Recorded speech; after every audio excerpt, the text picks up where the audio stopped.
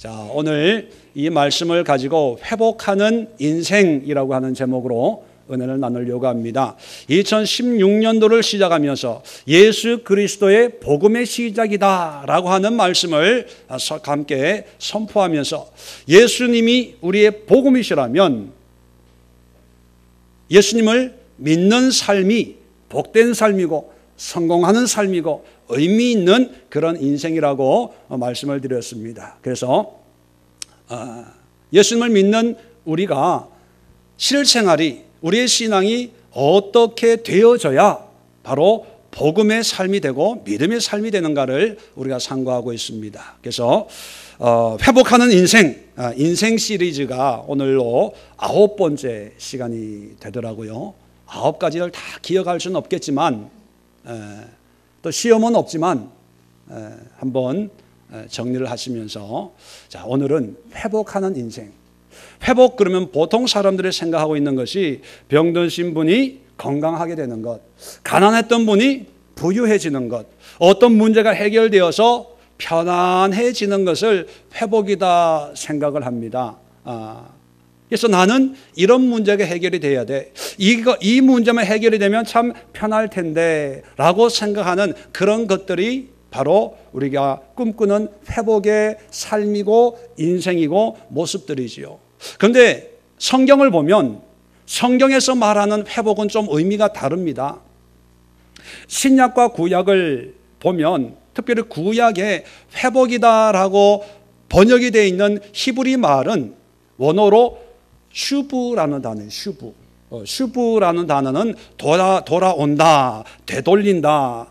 그래서 어떤 성경에는 회개라고 하는 말로 번역이 되기도 합니다. 여호와께서 내게 돌아오라. 돌아온다는 게 슈브예요. 슈브. 그런데 신약 성경의 회복이라고 헬라어로 번역되고 있는 단어가 뭐냐면 아포카디스테미라는 단어예요. 아포카디스테미. 이 아포라는 말과 카디스테미라는 말이 이렇게 결합이 되어 있는데 아포라는 단어는 다시 또는 뭐뭐로부터 뭐 이런 의미를 가지고 있는 전치사입니다. 아포카데스테미 할 때 카데스테미는 뭐냐면 세운다라는 뜻이에요. 지명한다, 임명한다. 이걸 다시 붙이면 다시 세운다, 다시 임명한다, 다시 지명한다 그런 뜻입니다. 그래서 성경적인 회복은 요즘 우리가 가지고 있는 일반적인 회복의 의미는 뭐냐면 더 좋아지는 것, 나아지는 것, 내가 바라고 꿈꾸는 대로 되어지는 것이 회복이다 라고 이해하는 반면에 성경적인 회복은 뭐냐면 원래의 상태로 돌아간다 그런 뜻이에요. 슈브, 돌아가는 거예요. 어디로요? 원래의 상태, 원래의 모습으로. 아포카디스테미, 다시 세워요. 어떤 모습으로? 원래의 모습으로. 그래서요, 성경적인 회복에서 가장 중요한 것은 뭐냐면 더 나아지는 게 아니고 내가 기대하는 바가 되어지는 게 아니고요, 원래의 모습이 되는 거예요. 그래서 가장 중요한 것은 뭘까요? 원래의 모습이 뭐냐는 거예요.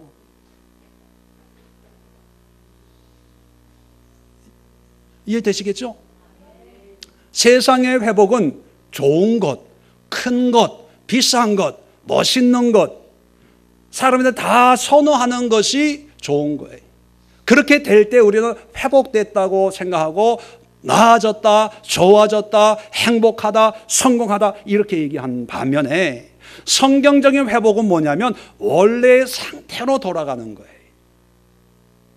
세상은요, 저마다 장동건처럼 되고 요즘에는 또 특히 송중기처럼 되고 수술도요 누구처럼 해주세요. 뭐 쌍꺼풀도 누구처럼 코도 송혜교처럼 입도 김태희처럼 그렇게 이제 수술을 하고 그런 옷을 입고 그런 머리를 합니다. 그런데 만족이 있을까요? 조금은 만족이 있겠죠. 그런데 만족함이 없어요. 왜? 내가 좋아하는 것은 바뀌니까. 또 내가 좋아하는 그런 모습과 내 자신을 비교하니까 이건 아니야. 돈 벌어서 또 하는 거예요. 알바 힘들게 돈 벌어서 또 성령하고요. 그 비싼 옷 입고 그 핸드백 들고 다니고 그런 스타일을 하고 그런 화장품을 쓰는데 결코 회복이 없습니다. 그런데 성경은 송중기, 송혜교, 김태희로 돌아가는 것이 회복이 아니고 원래의 너의 모습으로 돌아가는 거예요. 원래의 너의 모습. 원래의 나의 모습이 어떤 모습일까 궁금하십니까? 옆에 있는 분 한번 보세요. 이런 모습이 나의 모습이겠거니 그렇게 생각하면 돼요. 나의 하나님이 원래 나의 모습을 가지고 이 땅에 태어나도록 했거든요. 자, 그러면 나의 모습을 발견, 나의 모습으로 돌아갈 때 그게 하나님이 바라시는 회복입니다. 회복. 근데 사람들은 원래 나의 모습을 찾으려고도 하지 않고 궁금해하지도 않고 오히려 그저 세상에서 얘기하고 있는 그런 모습, 그런 삶, 그런 인생을 따라가려고 허리 졸라매고요. 먹을 것 안 먹고 입을 것 안 먹고 돈 모아가지고 그런 집을 사고 그런 차를 사고 그런 학교를 졸업하고 그런 회사를 다니고 그런 여자와 결혼하고 그런 남편과 그런 남자가 결혼하고 그런 식당에서 밥을 먹고 그런 핸드백을 들고 다니면 그게 성공이라고 착각을 하는데 나중에 깨닫습니다. 이게 아니라는 것. 그리고 나중에 깨닫습니다. 원래의 나의 모습과 너무 멀리 왔다는 것. 결코 이제는 돌아갈 수 없다는 걸 깨닫고 절망하면서 죽음을 맞이하는 것이 일반적인 인생이지요. 오늘 제가 여러분들에게 말씀드리고 싶은 것은 잘 사는 방법을 얘기하려고 하지 않습니다. 성공하는 비결을 얘기하려고 하지 않습니다. 여러분의 꿈을 이룰 수 있는 꿈은 이루어진다. 막연한 기대와 환상을 주려고 말씀을 드리는 게 아닙니다. 저는 여러분들이 여러분의 모습으로 돌아가서 하나님이 원하시는 진정한 회복의 삶을 살기를 간절히 바라고 또 기도하는 마음으로 이 설교를 함께 나누려고 합니다. 진정한 회복이 뭘까? 오늘 한 사람을 여러분들에게 모델로 살펴보면서 생각을 해보려고 합니다. 5장에 나와 있는 이 배경, 여러분 잘 알고 있는 그런 사건을 다루고 있죠. 5장 1절에 보면 예수께서 바다 건너편 그라사인의 지방에 이르러 그라사 사람들이 사는 동네입니다. 성경을 잘 읽어보신 분들은 이상하다. 마태복음 8장에 보면 거기는 가다라 지방이라고 되어 있는데 가다라 지방 또 그라사인 지방 왜 그래? 이거 성경 잘못된 거 아니냐? 그렇게 생각하시는 분이 있는데요. 이스라엘 지도를 놓고 보면 위쪽에는 갈릴리, 밑에는 사해입니다. 그 사이를 요단강이 흐르고 있죠. 그래서 요단강 이 서쪽을 이스라엘, 동쪽을 지금은 위쪽은 시리아 내전으로 시끄러운 그 시리아가 있고 그리고 그 밑에는 요르단이라고 하는 나라가 지금 있죠. 그런데 이 사해 바다를 호수를 반으로 나눠서 서쪽은 당시에 유대 땅이었습니다. 갈릴리 지역이다 이렇게 부르고 반대로 동쪽을 데가볼리라고 그렇게 부릅니다. 20절에 보면 오늘 본문 우리가 합독한 거기에 보니까 데가볼리의 전파니 데가볼리라는 도시가 나오는데 이 데가볼리라고 하는 곳은 어떤 곳이냐면 도시 이름이 아니고요. 지역입니다. 사해 동쪽에 있는 데가볼리라고 하는 말은 데카하고 폴리스라고 하는 단어가 붙어 있는 거예요. 데카가 뭐냐? 10개. 폴리스는 뭐예요? 도시라는 거예요. 10개의 도시를 일컬어서 데가볼리 그렇게 얘기하는 거예요. 로마가 이 팔레스타인을 지배하고 10개의 도시를 전략 요충지로 선정을 해서 거기에 특별한 상업 문화, 군사 요지를 만든 것이 10개의 도시입니다. 이 10개의 도시를 통칭해서 데카폴리스, 데가볼리 그렇게 부른 거예요. 그 10개의 도시 가운데 하나가 가다라고요. 그 10개의 도시 가운데 하나가 거라사고 바울이 다메섹을 가다가 변화됐을 때 그 다메섹 여러분 잘 아시잖아요. 그 다메섹도 데가폴리의 한 도시예요.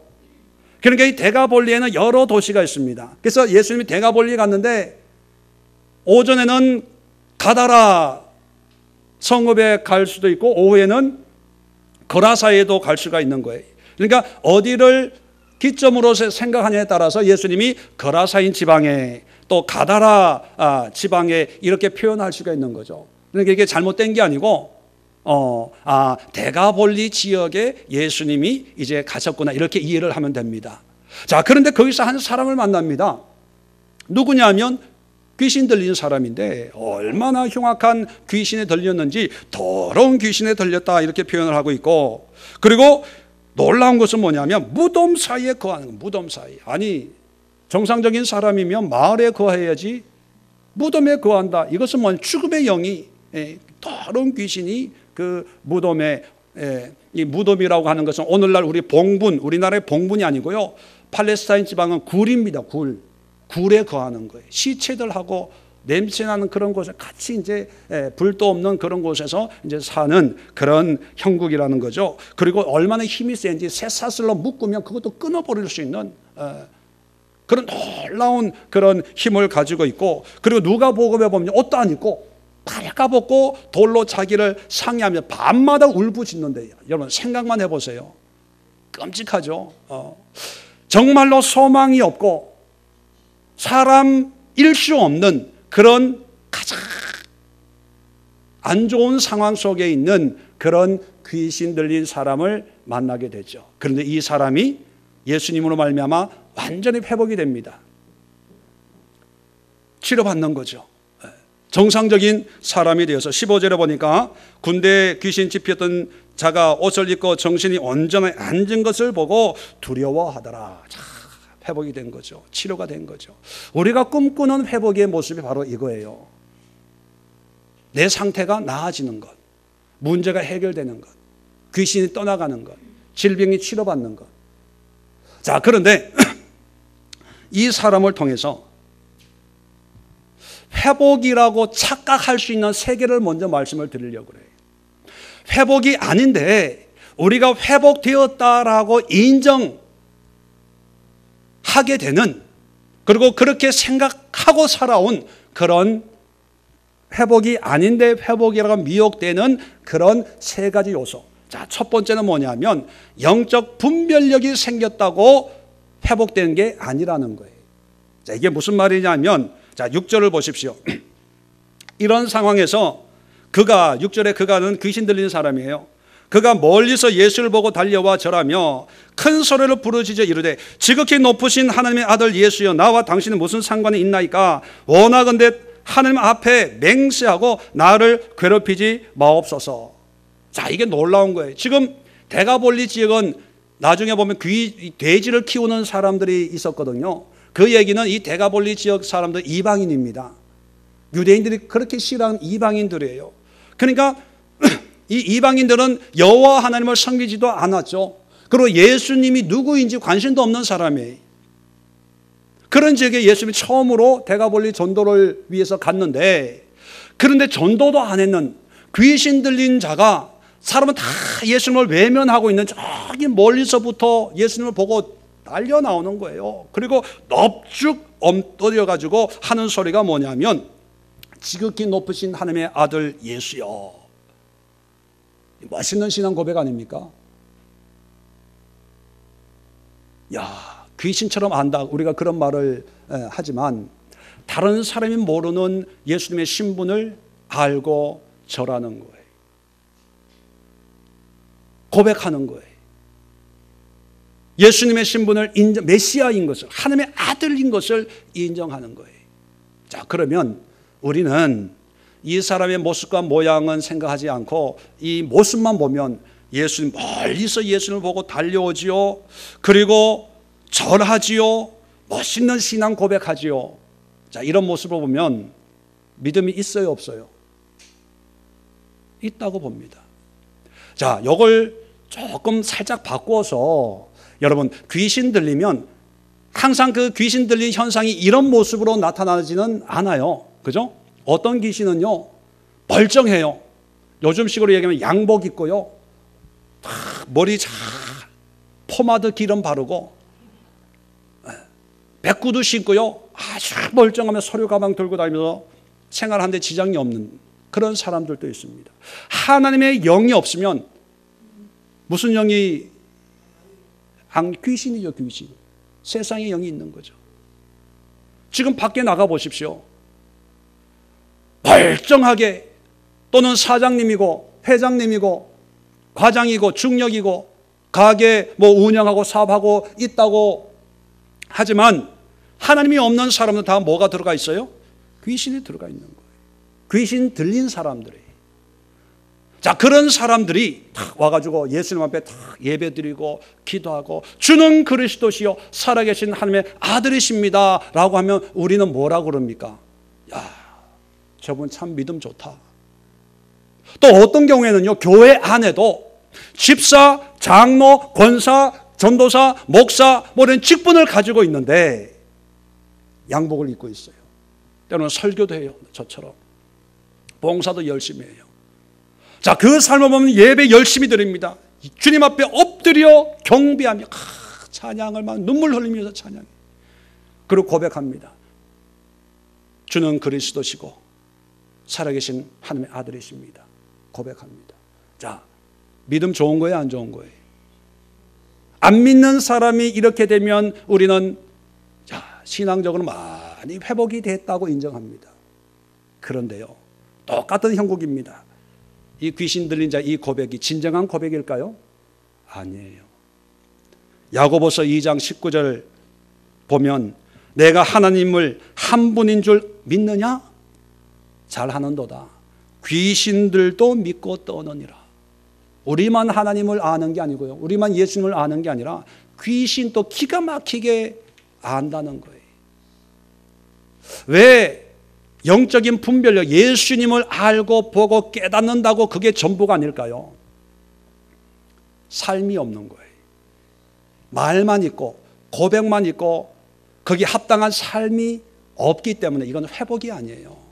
우리가 전도하지 않습니까? 예수 믿으세요. 예수 믿으면 구원받습니다. 예수 믿으면 축복받습니다. 그리고 결심 기도합니다. 그 결심 기도 따라 한다고 해가지고 이제 구원받았습니다. 우리는 인정해 주고 싶어 해요. 그런데 믿음의 시작은 첫 걸음은 띄었지만 하나님이 원하시는 회복의 모습은 결코 아니라는 거예요. 안 믿는 사람이 이제 예수님을 고백하고 시인했다고 해서 그것이 이제 됐다, 이제 열심히 교회 생활만 하면 된다, 이렇게 인정해 줘서는 안 된다는 거예요. 왜요? 에베소서 4장 13절에 보면 이런 말씀이 있습니다. 우리가 다 하나님의 아들을 믿는 것과 아는 일에 하나가 되어 온전한 사람을 이루어 그리스도의 장성한 분량이 충만한 데까지 이르리니. 믿는 것과 아는 것. 성경 공부 조금 저희들과 하신 분들은 안다는 의미가 뭔가를 알죠. 야다. 지식적으로 아는 것이 아니라, 들어서 아는 것이 아니라 삶 속에서 역사하는 예수님을 경험하고 체험하는 것, 그게 야다, 안다, 그 의미라고 말씀을 드렸죠. 믿는 것하고 믿었다면 그 믿음의 주가 된 예수님을 삶 속에서 경험을 통해서 아는 것이 하나가 되어, 이게 하나가 되어야 된다는 거예요. 따로따로가 아니고 하나가 되어 그 다음에 온전한 사람을 이루어. 자, 하나가 됐다고 끝납니까? 아니, 그 다음에 보면 그리스도의 장성한 분량이 충만한 데까지 이르러야 된다는 거예요. 근데 이 귀신 들리는 사람은 뭐예요? 믿는 것 하나로 끝. 삶은 뭐예요? 여전히 발가벗고 무덤 속에서 소리 지르면서 돌로 벅벅 자기를 긁으면서 살고 있다는 거예요. 근데 이런 귀신 들리는 사람만 있는 게 아니라요, 예수님을 안다고 하지만 넥타이 메고 다니지만 교회 다니고 성경책 들고 다니지만 삶 속에 들어가 보면 은혜가 없고 믿음이 없고 신앙이 없으면 세상 속에 살면서 자기 마음과 삶을 벅벅 긁어요. 뭘로요? 돈 문제로, 건강 문제로, 관계 문제로, 가정 문제로, 먹고 사는 문제로 벅벅 긁으면서 밤마다 부르짖어요. 소리내서 부르짖지는 않지만 어떻게 살까? 어떻게 하면 돈을 벌 수 있을까? 어떻게 하면 내가 원하는 것을 얻을 수 있을까? 드러나는 현상은 다르지만 내면은 똑같다는 것입니다. 우리가 조심해야 될 게 뭐냐면 그 사람의 말을 듣고 예수 믿네? 은혜 말을 하네. 믿음이 좋은가 봐. 그 말, 들리는 그런 모습만 보고 우리가 그 사람을 회복이라고 생각하고, 예수 믿으니까 우리 교인이니까, 교회 다닌다고 하니까, 예수님을 고백했으니까 이제는 다 된 거야 라고 생각해서는 안 된다는 거예요. 좀 과격하게 표현하면요, 귀신 들린 자들이 넥타이를 메고요, 오늘날 넥타이를 메고, 지금 성경 본문에는 귀신 들린 사람은 7절에 이런 고백을 하고 있는데, 이걸 조금 의역해서 오늘날 넥타이 맨 귀신의 모습으로 제가 좀 번역을 하면 이런 의미가 되는 거예요. 잘 들어보세요.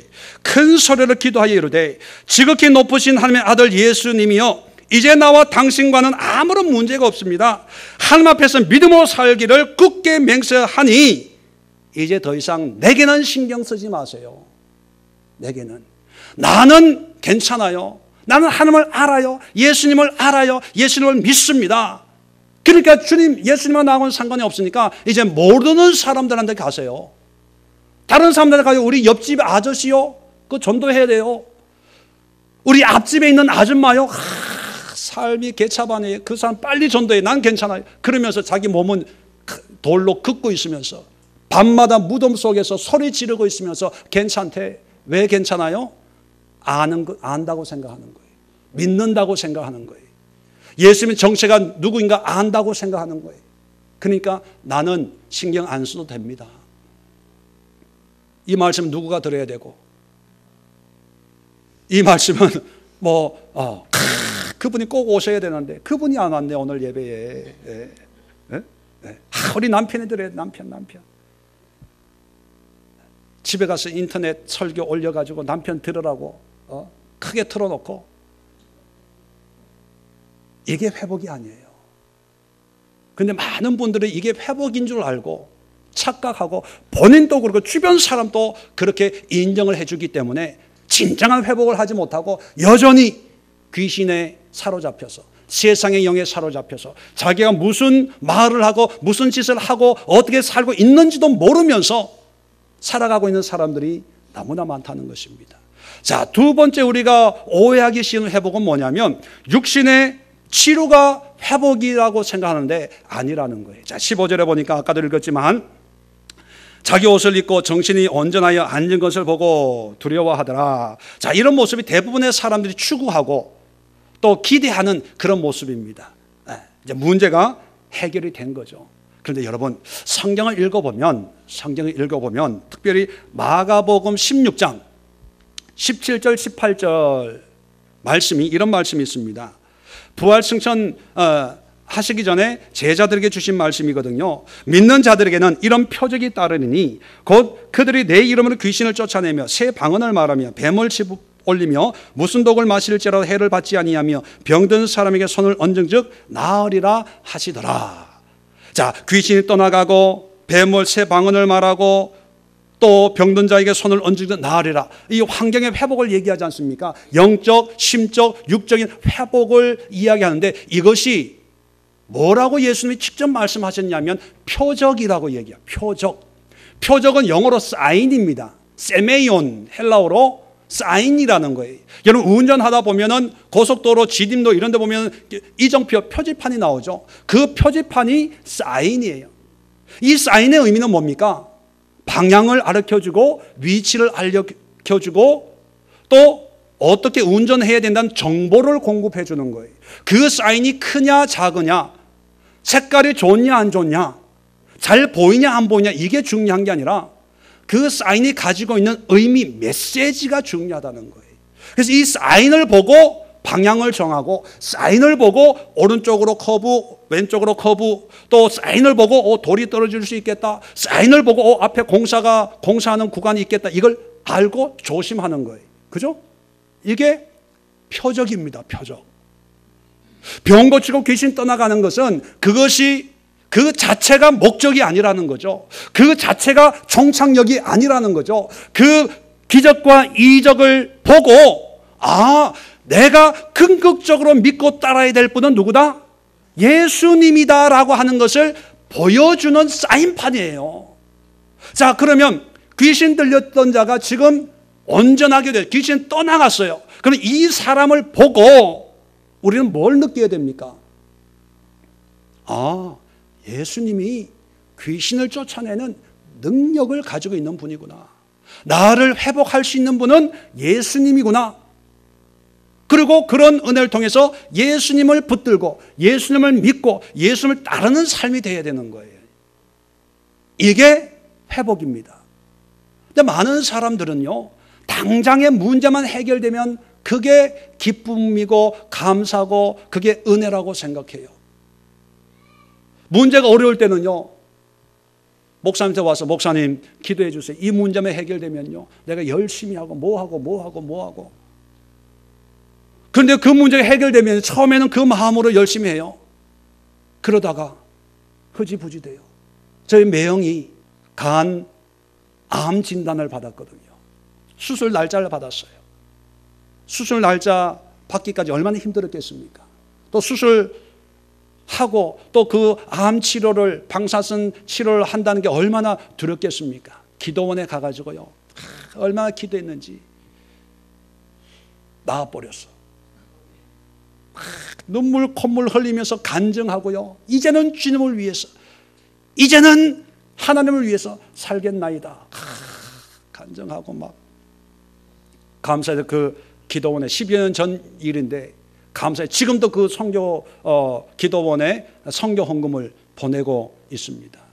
그런데 이 상계를 딱 지나가니까 그 다음부터 반찬 타령하기 시작하는 거예요. 불평 불만하기 시작하는 거예요. 부부가 싸우기 시작하는 거예요. 어머니들이 착각하는 게 우리 아들 군대 갔다 오면 변화되겠지. 한 달만 지나면 원래대로 회복이 되는 거예요. 원래대로. 한 달만 지나면. 이게 사람이에요. 이게 사람. 그래서 환경적 육신적으로 치료됐다고 회복된 게 아니라는 거예요. 그런데 사람들은 이런 회복을 꿈꿉니다. 이런 회복을 꿈꿔요. 이것이 전부라고 생각을 합니다. 예수님도요, 사역 초기에는 기적과 이적을 많이 일으켰습니다. 그런데 마지막으로 가다 보면 사역보다는 말씀 선포를 더 많이 하시는 걸 보게 돼요. 왜 그랬을까? 이 기적과 이적은 하나의 사인이에요. 내가 누구인가를 보여주는 거예요.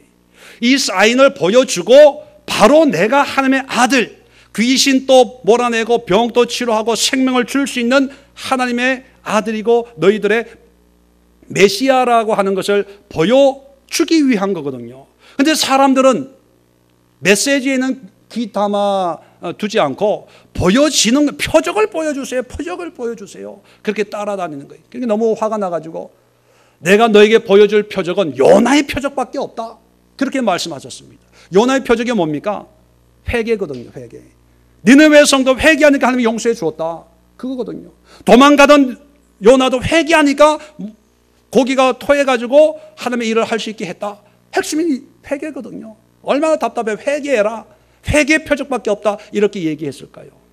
그럼 사람들은요, 자기가 보고 싶은 걸 보기를 원하고 듣고 싶은 걸 듣기를 원하고 누리고 싶은 걸 누리기 원해서 예수님을 쫓아다니는 거예요. 그래서 여러분, 우리가 신앙생활을 하면서 내가 필요한 것을 채우고 뭔가 이루었다고 해서 이제는 됐어. 이제 교회를 시작하고 교인들 많아지니까 이제는 됐어. 교회를 세우고 건축을 해서 이제는 됐어. 그 환경적인 회복이 진정한 회복이 아니에요. 그거는 과정이에요. 과정. 이정표입니다. 이정표예요. 거기에 눌러 앉아 있으면 인생의 회복은 영원히 이룰 수가 없다는 거예요. 누가복음에 보면 70명의 제자들이 전도하러 내보냈어요. 돌아옵니다. 예수님, 주님의 이름으로 기도하니까 귀신들도 우리에게 항복하더이다. 그랬더니만 예수님이 뭐라고 그러셨냐면 20절에 귀신들이 너에게 항복하는 것을 기뻐하지 말고, 드러나는 현상으로 기뻐하지 말고 너희 이름이 하늘에 기록된 것을 기뻐하라. 자, 귀신들이 항복하는 건 눈에 보여요, 안 보여요? 보이죠. 근데 하늘에 우리의 이름이 기록되는 건 보여요, 안 보여요? 안 보이니까 안 보이는 걸 믿고 기뻐하기보다는 보이는 걸 자꾸 믿고 기뻐하고 만족하려고 해요. 귀신을 항복하는 것이 표적인데, 귀신을 항복하는 걸 보면 내 이름이 하늘에 기록이 되고 있구나. 믿음으로 순종하고 믿음으로 행했더니만 하나님이 기뻐하시는구나. 이게 돼야 되는데 눈에 보이는 게 안 되면 이제 불안해하기 시작하는 거죠. 사업이 잘 안 되면 답답하기 시작하는 거죠. 내 몸의 질병이 치료되지 않으면 이제 믿어봐도 별 수 없네. 기도해도 별 수 없네. 이제 절에나 가볼까? 푸닥거리나 한번 해볼까? 500만, 1000만 원짜리 부적을 한번 사가지고 붙여볼까? 이런 생각을 한다는 거죠. 여러분, 여러분 자신은 바울은 육신의 가시가 있었습니다. 얼마나 힘들고 아팠겠습니까? 그리고 이 질병이 안질이라고 하는 분도 있고 간질이라고 하는 분들도 있는데 그 병이 뭐든 간에 한번 생각해 보세요.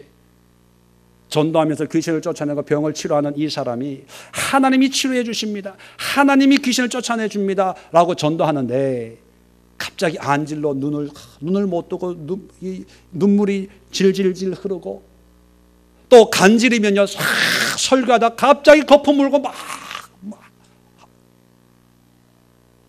발작을 하다가 이제 시간이 지나면 툭툭 털고 일어나가지고 사랑하는 여러분, 하나님은 여러분과 함께 하십니다. 하나님이 고쳐주십니다. 이러면 누가 믿겠습니까? 사람들이 뭐라 그러겠어요? 너나 고쳐라 너나. 그런 하나님이면 네 질병부터 고쳐라 임마. 어디 가가지고 사기치려고 그래? 그럴 거 아니겠어요? 그러니까 이게 문제인 거예요. 그래서 성경 보니까 3번 기도했다는 얘기. 딱 3번 기도했다는 의미보다는 3번이라는 것은 간절 완전수를 의미하거든요.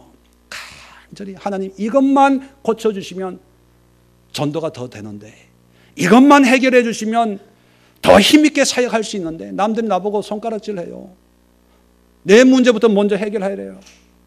창피해서 못하겠어요. 하나님 어떻게 좀 도와주세요. 그렇게 기도했는데 우리가 생각하는 회복은 뭡니까? 그 기도를 들어서 주께서 불쌍히 여겨서 바울의 질병을 깨끗하게 고치셨더라. 이러면은 참 우리 아멘하고 감사할 텐데, 성경을 보면 내 은혜가 내게 족하다. 내 능력이 너의 약한 데서 온전하여짐이라. 안 고쳐주는 거예요. 그런데 바울은 고린도후서 12장을 보면요, 9절 이하를 보면 그 말씀을 듣고 감사합니다. 기뻐해요. 오히려 약한 것을 자랑해요. 왜? 이 약한 것 때문에 내가 강해지고 복음을 전하고 하나님의 은혜를 붙잡고 있다는 것을 깨닫기, 메시지를 깨달았기 때문에, 메시지, 의미를 깨달았기 때문에. 그래서 나는 약한 것을 자랑하고 기뻐하노라. 이렇게 성경은 기록하고 있습니다. 여러분, 환경의 문제가 풀리고 안 풀리고가 내가 회복되고 안 되고의 문제가 아니라는 거예요. 거기에 미혹되지 마세요. 세상은요, 환경을 봐요. 안 풀렸잖아, 안 되잖아, 망했잖아, 못하잖아, 어렵잖아, 힘들잖아. 그렇게 미혹합니다. 그런데요, 성경은 환경에 신경 쓰지 말고 이 환경을 통해서 하나님의 메시지를 깨달아. 메시지. 이 환경은 하나님을 향해서 걸어가는 그런 이정표예요. 이정표. 너 망했다고 망한 게 아니야. 너 병들었다 병든 게 아니야. 하나님이 끝이라고 할 때까지 넌 아직 끝이 아니야. 이런 문제를 통해서 하나님의 은혜가 얼마나 크고 놀랍고 내가 얼마나 연약한 존재인가를 깨닫고 하나님의 온전한 회복을 향해서 걸어가면 너는 그 누구보다도 더 복되고 행복한 삶을 사는 그런 신앙인이 될 수 있어. 그런 하나님의 음성을 여러분들이 다 들을 수 있기를 주의 이름으로 축원을 드립니다. 3번째요. 회복이 아닌데 회복이라고 미혹될 수 있는 3번째는 뭐냐면 예수님을 따른다고 회복이 아니라는 거예요. 자, 오늘 성경을 보면 이제 이 귀신 들렸던 사람이 이제 오늘 18절에 보니까 함께 있기를 간구하였으나 허락하지 아니하였다. 그렇게 표현하고 있습니다. 자, 우리가 꿈꾸는 최상의 회복은 뭐라고 생각하냐면 내 문제가 다 해결되고 경제적인 문제, 시간적인 문제, 육체의 문제, 환경 문제 다 해결되고 나서 그 다음에 주의 일을 하는 것. 이건 누구나 꿈꾸는 회복의 모습이 아닙니까? 주의 일을 하는 것. 교회를 위해 전도하고 기도하고 또 목사님을 도와서 신방하고 또 선교도 하고 물질로 교회도 세우고 이걸 누구나 꿈꾸고 또 부러워하고 그렇게 하는 분들을 부러워하고 하나님의 은혜요 축복이라고 얘기합니다. 근데 성경을 자세히 보면요, 예수님께서 그 귀신 들렸던 사람은 너무나 유명해가지고 그 근방에 있는 사람, 대가볼레에 있는 사람 다 아는 사람들이에요. 다 아는 사람들이에요. 이 사람이 지금 치료받았거든요. 그리고 이 사람이 나를 따른다고 그러는데, 그러면 거의 보통은 어떻게 합니까? 잘 됐다. 그래, 나랑 같이 가자. 데리고 다니면서 이제 간증시키는 거예요. 저도 이랬으면 좋겠어. 암병 이런 분들, 문제 있는 분들 한 번만 안수 탁 해가지고 벌떡 일어나가지고 하나님이 고쳐주셨습니다. 우리 목사님 참 영역이 대단합니다. 목사님 이제 하나님이 고쳐주셨으니까 이제 사업 접고 목사님 가방 들고 따라다니며 비서 노릇 하겠습니다. 이제 새롭게 시작하는 이 인생 제가 뭘 위해 살겠습니까? 하나님 위해서 이제 헌신하겠는데 이 나이에 신학교 갈 수는 없고 목사님 따라, 목사님 비서, 이런 분 한 10분만 계셨으면 그러면요 제가 어깨가 올라가죠. 그리고 이분들 다른 교회나 부흥 집회 가면서 내 입으로 얘기하는 좀 나쁘끄럽잖아요. 그래서 김근율 집사님 한마디 하시죠. 원정원 집사님 한마디 하시죠. 안 권사님 그냥 짧게 얘기해. 그냥 길게 할 필요도 없어.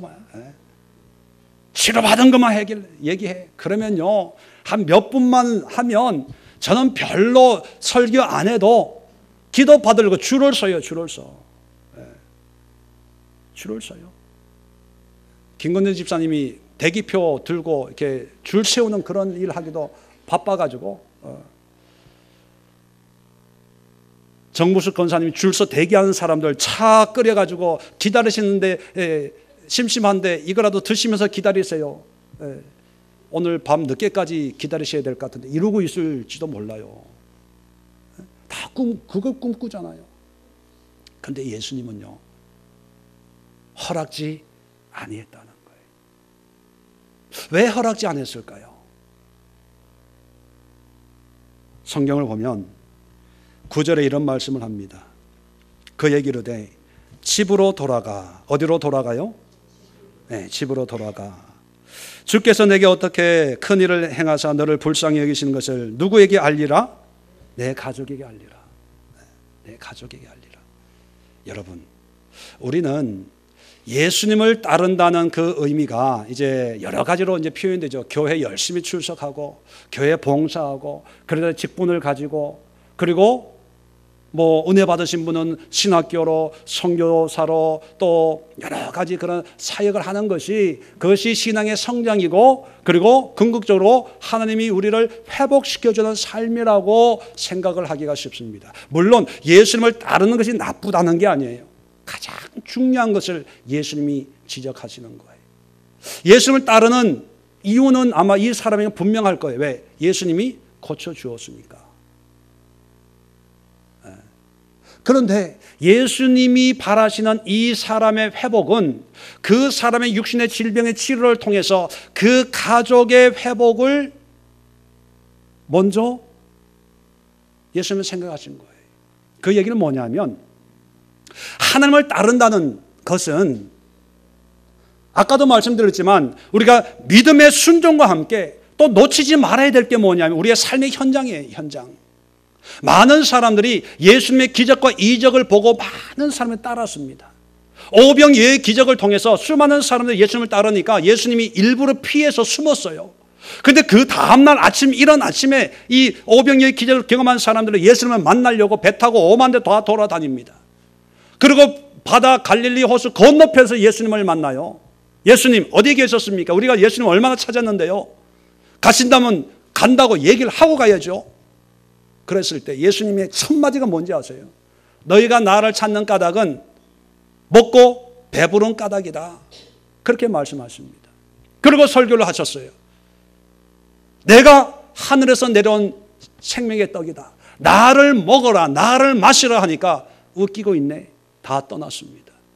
내가 원하는 것이 있을 땐 따른다고 하지만 내가 원치 않는 것, 내가 기대하지 않는 것, 나를 불편하게 하는 것이 있으면 언제든지 떠나갈 사람들입니다.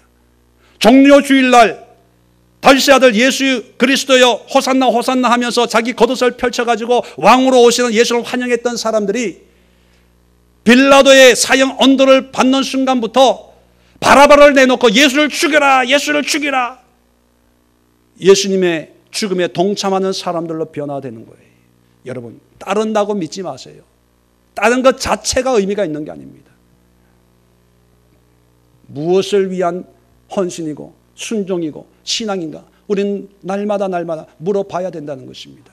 오늘날 우리 한국교회가 전도 교회를 세우기 위해서 또 교회 중심의 신앙생활 참 좋은 신앙의 유산이고 전통입니다. 그런데 너무 교회 중심의 신앙생활을 강조하다 보니까 교회는 세워져요. 교회는 부흥이 돼요. 교회는 화려해집니다. 교회는 멋있어져요.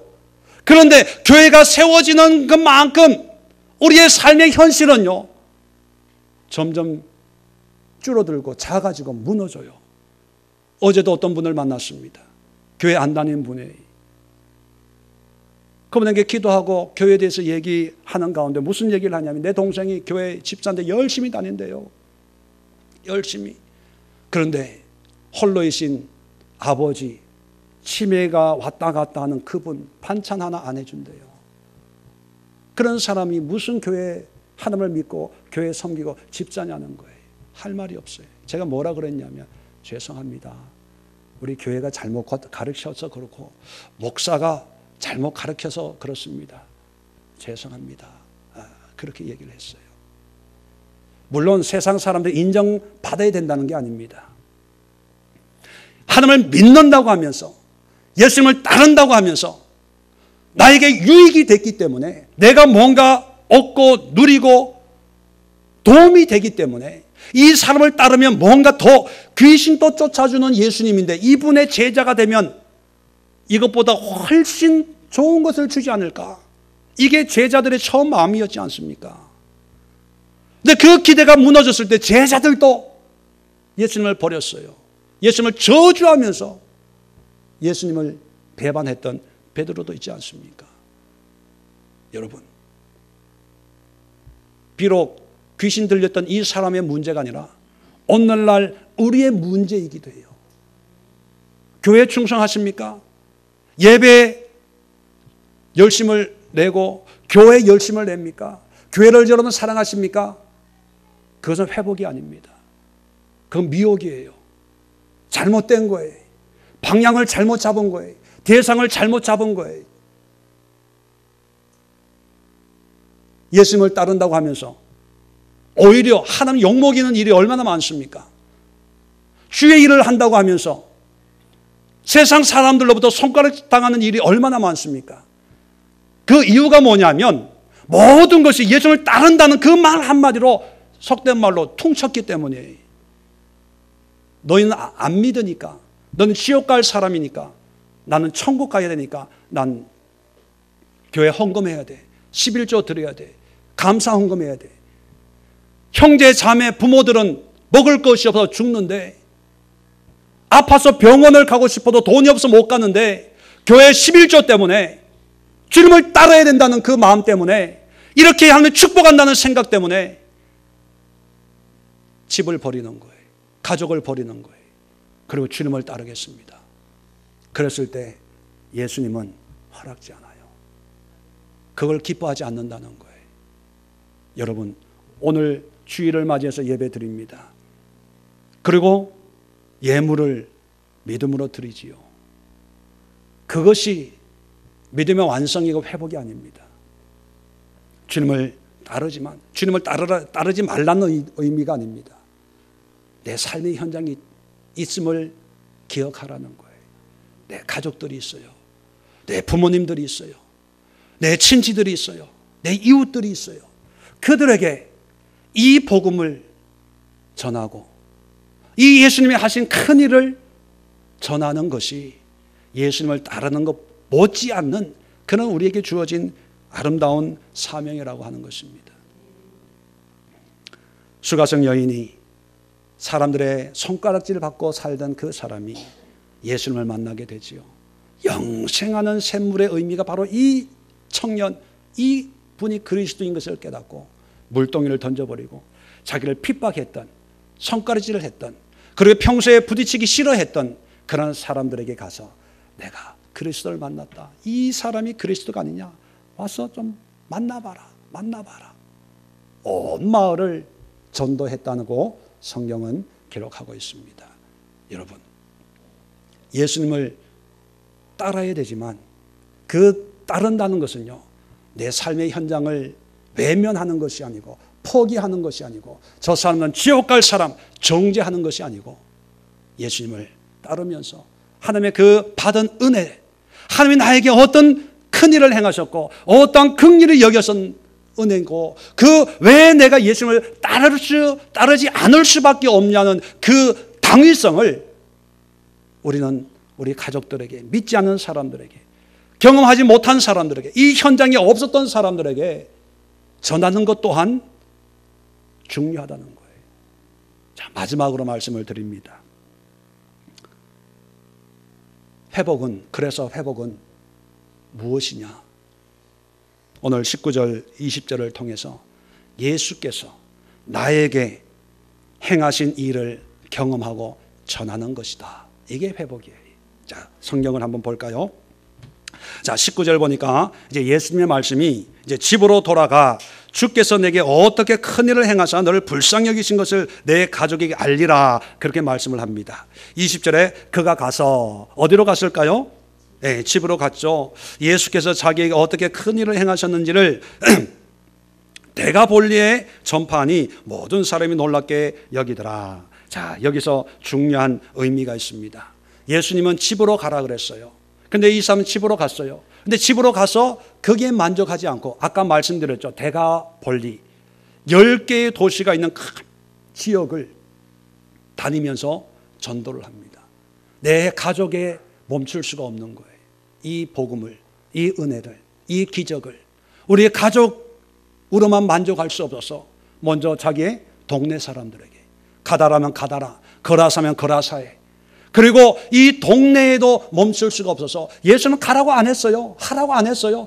집으로 가서 네 가족에게 전해라 그랬는데 이 놀라운 은혜를 전하지 않으면 안 될 것 같아서 안 전하려고 하면 예레미야 고백하고 있는 것처럼 속이 불이 타서 답답하여 견딜 수가 없어서 한 마을 한 마을 한 마을 다니면서 전하다 보니까 데가볼리 10개의 도시 큰 지역에 우리식으로 얘기하면 광주, 전주만이 아니라 전라도 전역을 다니면서 복음을 전하는 그런 모습으로 끝이 나요. 귀신 들렸던 사람의 회복이 뭐냐면 낫는 것을 끝나는 게 아니라 복음을 전하는 삶으로 끝을 맺어요.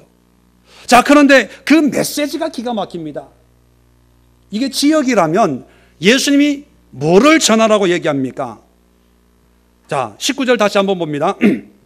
주께서, 예수님께서 어떻게 큰 일을 행하사, 이 큰 일은 누구의 일입니까? 이 귀신 들린 사람의 일이에요? 예수님의 일이에요? 예수님의 일이죠. 예수님의 일. 예수님께서 예수님이 어떻게 하셨는지 그리고 너를 불쌍히 여긴 것을 전하라는 거예요. 자, 전하는 메시지가 딱 정해져 있습니다. 자, 주어는 누굽니까? 예수님께서. 네. 어떻게 큰 일을 행하사 예수님이 하신 일을, 그리고 나는 아무것도 한 게 없는데 예수님이 나에게 오셔서 불쌍히 여기신 것을 전하라는 거예요. 자, 여기에 이 귀신 들렸던 사람이 한 일이 포함이 돼요, 안 돼요? 안 돼요.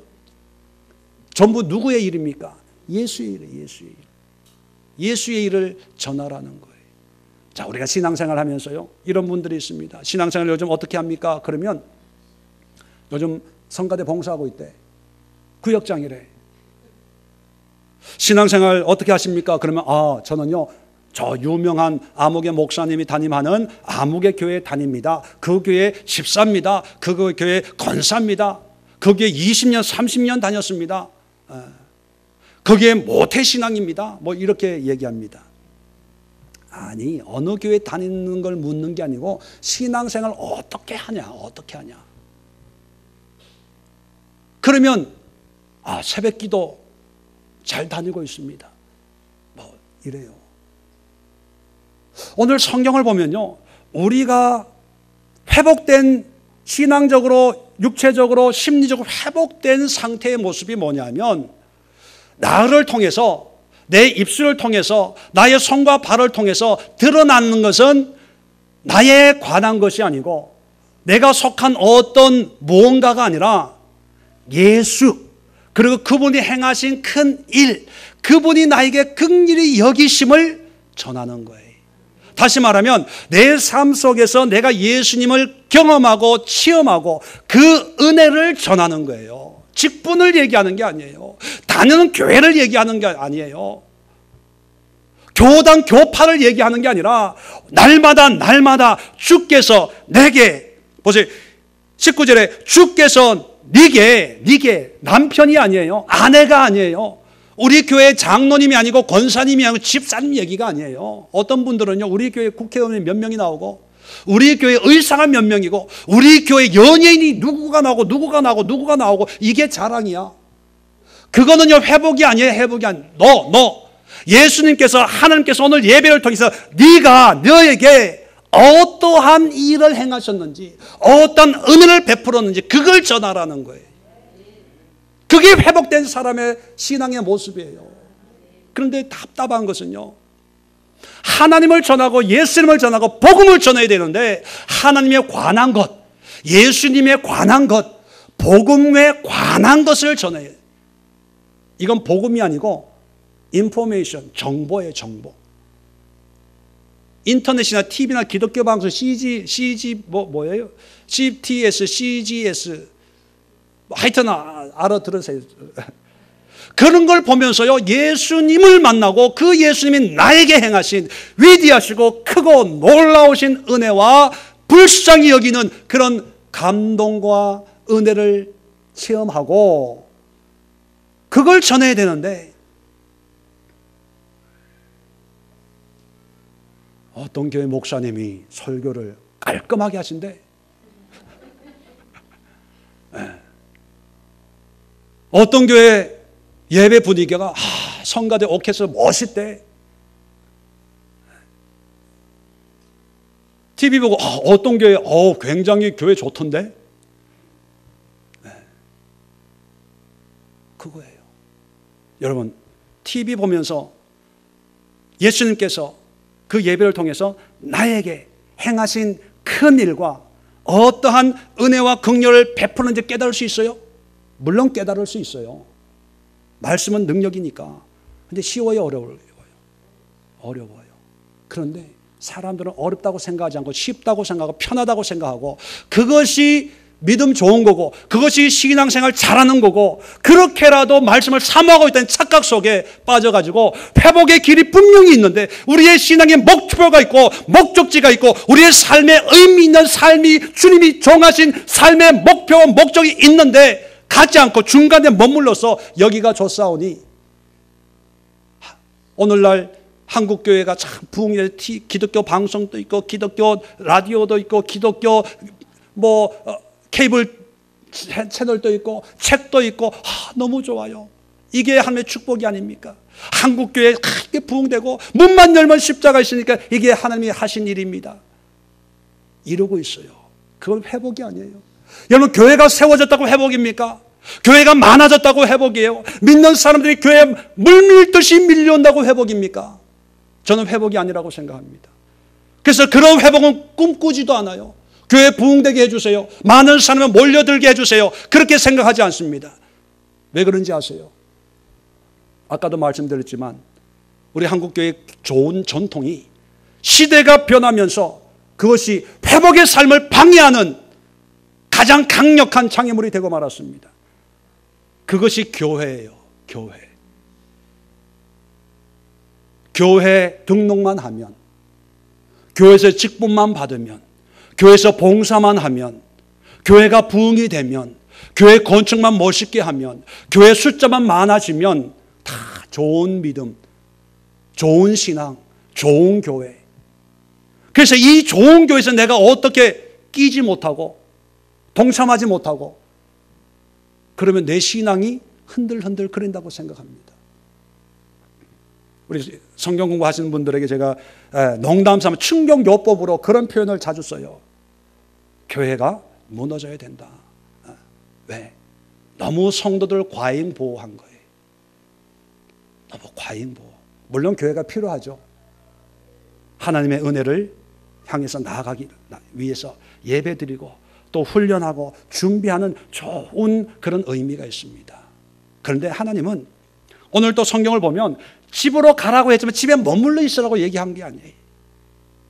그 데가볼리 지역은요, 어디에도 믿는 사람이 있는 곳이 없어요. 이방인 지역이니까. 한 번도 복음이 전파된 곳이 적이 없고 어디에 가도 믿는 사람 만날 곳이 없는 거예요. 그런데 이 가정으로부터 시작해서 복음이 데가볼리까지 전파되는 거예요. 전파돼. 예수님이 시킨 것도 아닌데 예수님이 나에게 행하신 그 일을 전하는 거예요. 어제 우리 토요일 청년 예배 드리면서 신청곡을 그 전주에 한번 이렇게 찾아서 한번 찬양을 드리자, 그런 곡이 있습니다. 그 제목이 아마 아시는 분도 아시겠지만 부르신 곳에서라고 하는 그런 복음성가가 있어요. 그 가사에 보면 이런 가사가 있습니다. 부르신 곳에서 나는 예배하네. 어떤 상황에도 나는 예배하네. 내가 걸어갈 때 길이 되고 살아갈 때 삶이 되는 그곳에서 예배하네. 예배가요, 가정이면 어떻습니까? 믿는 사람이 한 사람도 없는 곳이면 어때요? 교회가 없는 곳이면 어때요? 핍박하는 곳이면 어때요? 어떤 상황, 어떤 곳에서도 주님이 나에게 행하신 그 놀라우신 일과 하나님이 나에게 베푸신 그 은혜의 분명한 간증과 분명한 복음만 있으면 나는 어디에서도 예배하네. 어떤 상황에서도 예배하네. 자, 그리고요, 내가 걸어갈 때 길이 되고 내가 살아갈 때 삶이 되는 그곳에서 예배하네. 아마 이 귀신 들린 이 청년 이름은 모릅니다. 그런데 이 청년은 복음을 가지고 그 데가볼리 지역을 아마 그 누구도 걸어가 본 적이 없는 그런 복음의 길을 혼자 걸어가고 있어요. 그런데 두려워하지 않습니다. 왜요? 내가 가면 길이 되니까. 다 우상 숭배하고 돼지고기 잡아먹고 세상을 섬기는 그 삶 속에서 예수 그리스도가 하나님의 아들이신 것을 깨닫고 그분이 나에게 행하신 이 일을 전하는 전도자의 삶, 그 누구도 살아간 선배도 없어요. 후배도 없어요. 친구도 없어요. 그런데 낙심하지 않습니다. 살아갈 때 삶이 되는 그곳에서 나는 그저 예배하는 거예요. 오늘날 많은 사람들이 좋은 교회를 찾습니다. 좋은 목자를 찾습니다. 좋은 신앙의 환경을 찾아 헤매다니고 있고, 어떤 분은요, 저에게 다닐 교회가 없대요. 근데 저는 그렇게 생각하지 않습니다. 적어도 우리 교회 성도님들만은요, 어디에 가서 예배할 수 있는, 담임 목사가 입만 열면 헌금해라 그래도 그곳에서 묵묵하게 예배하면서 기도하고, 내가 걸어가면 길이 되고 내가 살아가면 삶이 되는 그런 환경 속에서도 하나님이 보내주셨다면 나에게 큰일을 역사하신 예수 그리스도만을 전하는 그런 성도들이 되었으면 좋겠어요. 그런 신앙으로 회복되었으면 좋겠어요. 그래서 빨리 이런 회복돼서 좀 쫓아냈으면 좋겠어요. 다른 데 한번 가보세요. 가서 거기서 죽으세요.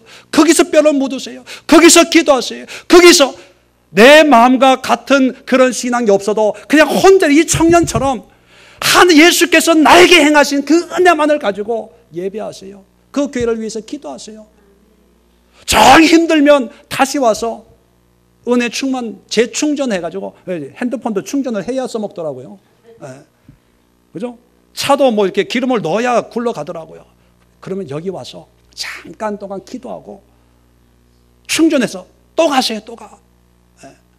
우리 교회는요, 보따리 쌀 준비를 하셔야 돼요. 단 조건이 있어요. 회복된 다음에. 그냥 보따리 싸면 떠돌이밖에 안 돼. 나그네 인생밖에 안 돼요. 저도 보따리 쌀 준비를 하고 있습니다. 여러분이 준비만 되면. 언젠지 모르지만 늘 이렇게 얘기를 선포를 하는 거예요. 왜? 여러분도 알고 나도 알고 있어야 되니까. 나도요, 사람인지라 나이가 먹으니까요, 40대가 50대 다르더라고. 안정을 찾고 싶고 좀 편안한 걸 찾고 싶은 그런 이 육체의 서역이 점점 밀려옵니다. 저도 이 강제상 붙들고 씨름할 날이 얼마 멀지 않아 있지 않을까. 그런데 저는 늘 얘기합니다. 내 스스로에게 내가 하는 것은, 하고 싶은 사역은 한 사람 한 사람을 성숙한 그리스도로. 지난주에 우리 집사님이 저에게 물어보셨어요. 목회 계획 철학이 뭡니까? 어떤 성도를 이게 양성하기를 원합니까? 그럴 때도 그랬어요. 어디에 가든지 그리스도의 삶을 살아갈 수 있는 그런 성숙한 그런 성도들을 길러내는 것이다. 거기엔 변함이 없습니다. 큰 교회, 유명한 교회, TV에도 나오고 부흥 강사로 물론 그럴 자격이 없지만 거기에 관심 없어요. 한 사람 한 사람을. 언젠가 저도 홀연히 떠나갈지도 모릅니다. 그렇게 되기 위해서는요, 우리에게 필요한 회복의 의미가 뭔가를 알아야 돼요. 돈 하지 마세요. 건강 하지 마세요. 가정 아들 딸 하지 마세요. 그것은 회복의 길을 가로막는 중간에 있는 걸림돌이 우리에게 만족을 주고 안정감을 주고 안도감을 줄 수 있는 거지. 진정한 회복은요, 원래의 상태로 돌아가는데 그 원래의 상태가 부자가 아니고요, 유명한 사람이 아니고요, 대단한 사람이 아니라 정말 하나님의 은혜 가운데 하나님이 나에게 행하신 그 놀라운 일들을 전하면서 하나님을 예배하는 삶이에요. 그 삶을 살 때 하나님께서 우리에게 주시고자 하는 모든 이 땅에 필요한 물질도 주시고 권세도 주시고 부귀도 주시고 필요한 모든 때를 따라 돕는 은혜를 주신다고 약속했잖아요. 저는 여러분이 가난하게 사는 걸 싫습니다. 힘들게 사는 걸 원치 않아요. 부유하기를 원합니다. 잘 되기를 원해요. 형통하기를 원해요. 근데 그 형통이 뭐냐면 하나님의 회복을 이룰 때 하나님은 그 형통을 주신다는 저는 확신이 있습니다. 제 자신의 삶도 되돌아봐도 내 지혜를 의지할 때는요, 다 망했어요. 안 됐어요. 내 손으로 세운 교회도 내게 안 되더라고요. 한 달에 뭐 수입이 몇만 불 돼도요, 그게 내게 아니고요, 결국은 가방 하나 들고 한국 오는 것밖에 아니더라고요. 그런데 다 하나님 앞에 드리고 나니까요, 놀라운 게 세상이 내 것 같아. 세상이. 그렇게 집도 주시고, 그죠? 성도들도 보내주시고, 얼마나 좋아요. 여기 뭐 필요해요? 어디 가든지 복음만을 전하고, 어디 가든지 하나님 나라를 긍휼히 여긴 걸 전하고. 전 부끄러운 얘기도 우리 서슴없이 우리 성도들한테 얘기하거든요. 고백하고 이랬던 사람입니다. 왜요? 이게 복음이고 내가 만난 예수의 삶의 모습이거든요. 여러분, 이거를 집에서부터 시작합시다. 이 사람부터. 여러분, 가정부터 시작합시다. 직장부터 시작합시다. 교회에 너무 충성하려고 하지 마세요. 예배만 드리고 이 은혜를요, 이제 누구도 가본 적이 없고 그 누구도 살아본 적이 없는 그런 삶을 살 때 우리의 영혼이 회복이 되고 삶이 회복이 되고 우리의 인생이 의미 있는 삶이 되게 될 줄로 믿습니다. 기도합니다. 좋으신 하나님 아버지, 은혜와 사랑을 감사합니다. 오늘 회복하는 인생, 과연